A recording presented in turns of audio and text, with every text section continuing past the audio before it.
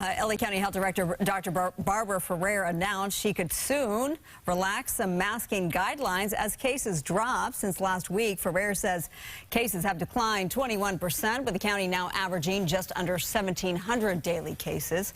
Hospitalizations are down 9%, with 735 COVID-positive patients in county hospitals, the majority of which are incidental COVID cases, meaning the patient was admitted for something other than COVID.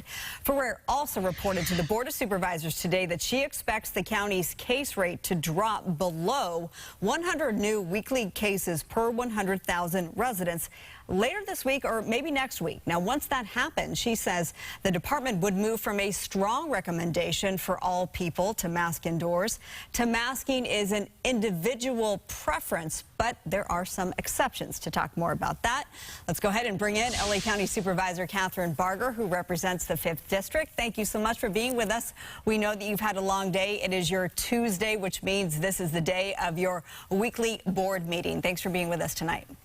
My pleasure. My pleasure. Let's get your reaction to what we heard from Dr. Barbara Ferrer today. It's not often that she announces progress like this to the point where she will actually relax a mask mandate. Of course, she doesn't exude a lot of excitement around this. She's always very cautious. What's your take? Well, she's been cautious from day one, and I understand that. When you're dealing with public health, you want to make sure that you don't overpromise. But in this case, you know, my issue really does center around the masking mandates in the schools right now for those that are exposed that have to mask for 10 days. Other than that, you know, she's recognizing that we're moving away from the pandemic and really toward an endemic, being cautious, so recognizing that we've got the vaccine that's coming, that's targeting the specific variant. You know, the news is good, but I still feel that we need to go a little farther. So you bring up the 10-day close contact mask mandate that does remain in effect for only the county of Los Angeles. Dr. Ferrer is more strict than the state. You've been pushing, along with dozens of local LA County school superintendents, for Ferrer to align with the state, which would give parents the choice, essentially. That policy will remain. You asked her about that today. Here's that exchange. Are you going to use that same threshold for masking mandates in schools to allow them to go from mandatory to discretionary, or you know, as they feel fit? Yeah, thanks so much. It's a great question, and I appreciate the hardship. You know, many of the superintendents also, you know, they're reflecting the concerns that are raised by their parents and students, so they're in a hard place as well. About 28 LA County school superintendents are asking her to align with the state, just as you are. Many of those superintendents are within your 5th district. She says no, it's going to stay. Is that satisfactory to you? And if not, what's next?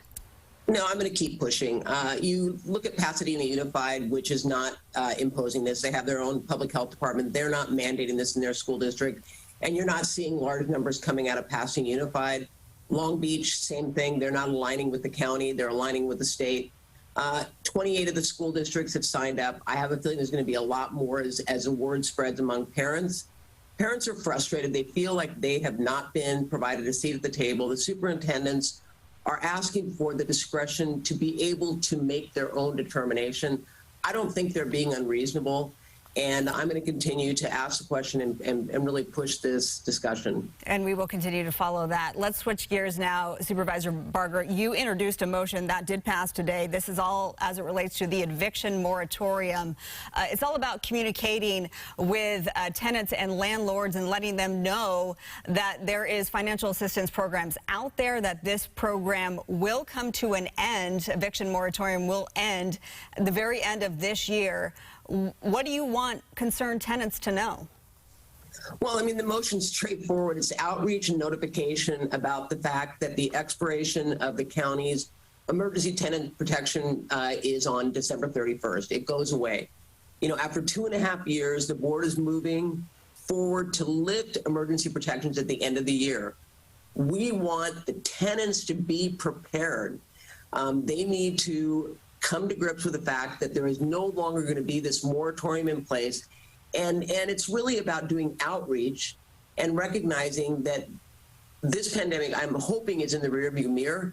And moving forward, we're going to go back to normal, which is going to mean that you have to have a relationship with your landlord. You have to be up to date with your rent. And if not, you know, you've got to work with your landlord to come to some sort of agreement on how that's going to be paid. Yeah, and I like that you do remind residents that there are those COVID-19 assistance programs out there that you could potentially take advantage of.